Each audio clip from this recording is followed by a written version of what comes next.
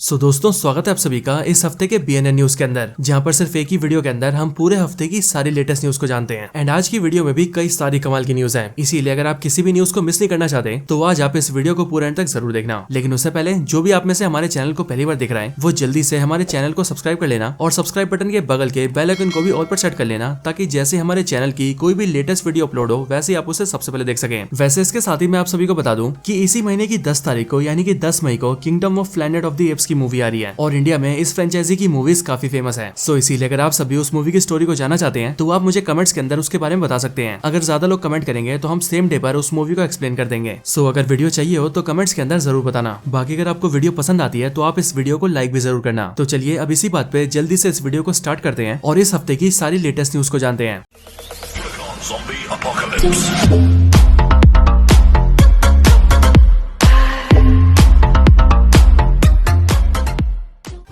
तो आइए सबसे पहले बात करते हैं मार्वल की न्यूज के बारे में, जहां पर मार्वल से पहली खबर है डेडपुल 3 को लेकर, यानी कि डेडपुल एंड वुल्वरीन को लेकर। तो अभी रिसेंटली ऐसे रिपोर्ट सामने आ रहे हैं कि डेडपुल एंड वुल्वरीन मूवी को लेकर काफी सारे रीशूट्स किए जा रहे हैं। और वैसे तो ये कहा जा रहा है कि रीशूट्स के अंदर मूवी के सिर्फ छोटे मोटे सीन्स को चेंज किया जाएगा और इसके साथ ही ये जो रीशूट्स हो रहे हैं वो मई मंथ के आखिरी तक खत्म हो जाएंगे। वैसे इसके साथ ही अगर बात करें एक्टर माइकल बी जॉर्डन की, यानी कि अपने MCU के किलमॉन्गर की, तो इस वाले एक्टर को लेकर ये कहा जा रहा है कि ये भी डेडपुल एंड वुल्वरीन मूवी में दिख सकता है। अब ऐसे रूमर्स इसीलिए सामने आ रहे हैं क्योंकि जब डेडपुल एंड वुल्वरीन मूवी का ट्रेलर आया था तब माइकल बी जॉर्डन ने भी उस ट्रेलर को अपने सोशल मीडिया के ऊपर रीपोस्ट कर दिया था। और इसीलिए जैसे उन्होंने रीपोस्ट किया वैसे तब से बहुत सारे फैंस इस बात का अंदाजा लगा रहे हैं कि हो ना हो माइकल बी जॉर्डन भी डेडपुल एंड वुल्वरीन में हो सकते हैं। अब इस मूवी में माइकल बी जॉर्डन हो चाहे ना हो, लेकिन ये बात तो कंफर्म हो चुकी है कि डेडपुल एंड वुल्वरीन मूवी के अंदर बेन एफ्लेक का डेयरडेविल नहीं होने वाला है। अब वैसे देखा जाए तो ये भी रूमर्स ही है, लेकिन ये रूमर्स काफी स्ट्रॉन्ग सोर्सेज से आ रहे हैं, जहां से हमें ये पता लग रहा है कि बेन एफ्लेक का Daredevil Deadpool and Wolverine movie में नहीं दिखने वाला। हालांकि इसके साथ ही ये खबर भी सामने आ रही है कि मार्वल स्टूडियोज वाले बेन एफ्लेक के साथ काम करना चाहते हैं और इसीलिए मार्वल वालों ने बेन एफ्लेक को MCU में एक सीक्रेट रोल दिया है और इसी रोल को डिस्कस करने के लिए मार्वल स्टूडियोज ने बेन एफ्लेक से मीटिंग भी की थी।